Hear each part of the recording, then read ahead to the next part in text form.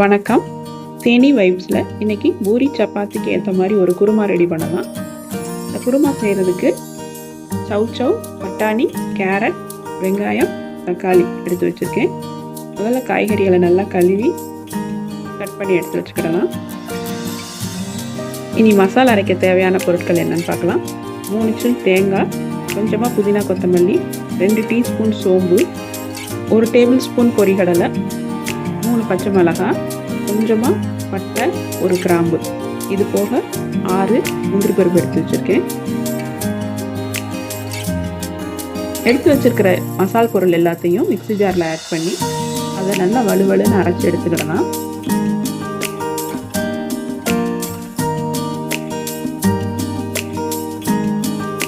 இந்த மசாலா அரைச்சி வந்துடுச்சு. இனி அடுப்பில் ஒரு கடாய் வச்சிடலாம். கடாய் நல்லா சூடாக இருந்ததும் நான் 1 டேபிள் ஸ்பூன் அளவுக்கு நல்லெண்ணெய் சேர்க்குறேன். எண்ணெய் காஞ்சதும் அறுத்து வச்சிருக்கிற வெங்காயத்தை போட்டு வெங்காயத்தை நல்லா வதக்குவோம். வெங்காயம் நல்லா வதங்கினதுக்கு அப்புறமா 1/2 டீஸ்பூன் அளவுக்கு இஞ்சி பூண்டு விழுது சேர்த்துக்கலாம். இஞ்சி பூண்டோட பச்சை வாடை போட வரையும் நல்லா வதக்கிக்கிடணும்.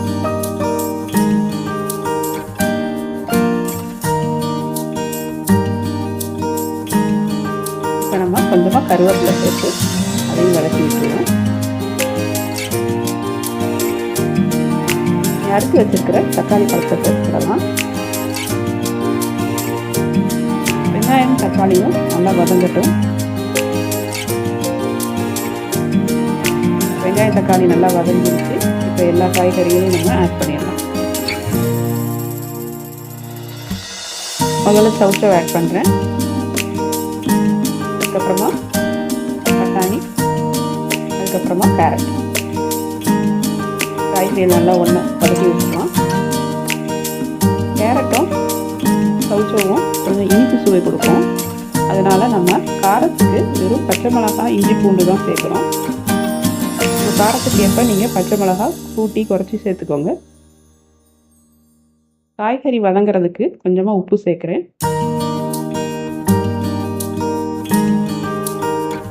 நம்ம சேர்த்துருக்க காய்கறி எல்லாமே சீக்கிரம் வேகக்கூடிய காய்கறி தான்.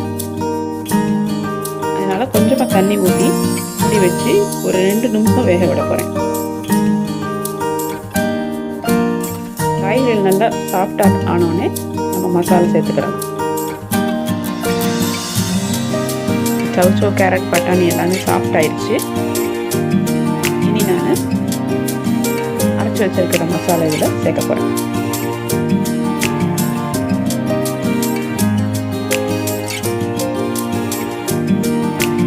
மசாலா சேர்த்ததும் தேவையான அளவு தண்ணி விட்டு நம்ம ஒரு 2-3 நிமிஷம் கொதிக்க விட்டாலே போதும். இந்த பட்டை சோம்போடைய பச்சை வாடை போகிற வரையும் கொதிக்க விட்டுட்டு ஆஃப் பண்ணிடணும். தண்ணி கொஞ்சம் அதிகமாக ஊற்றிக்கிடலாம் அதில். ஏன்னா நம்ம சேர்த்துருக்க தேங்காய், முந்திரி பருப்பு, பொரிகடலை இது எல்லாமே நல்ல ஒரு திக்னஸ் கொடுக்கும். நல்லா கொதிக்க விடலாம். உப்பு பார்த்துட்டு தேவையான அளவு நம்ம உப்பு சேர்த்துக்கிடணும்.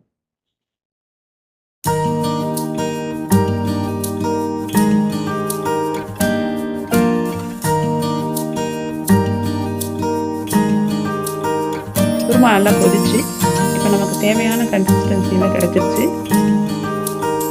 இந்த ஸ்டேஜில் நம்ம அடுப்பை ஆஃப் பண்ணிடலாம். கொஞ்சமாக மேலாட்டமாக மல்லித்தலை தூவிக்கலாம்.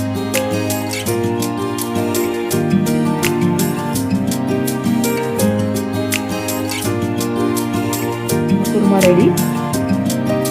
நீங்களும் இதே மாதிரி இந்த வீட்டில் செஞ்சு பார்த்துட்டு கமெண்ட்ஸ் அனுப்புங்க.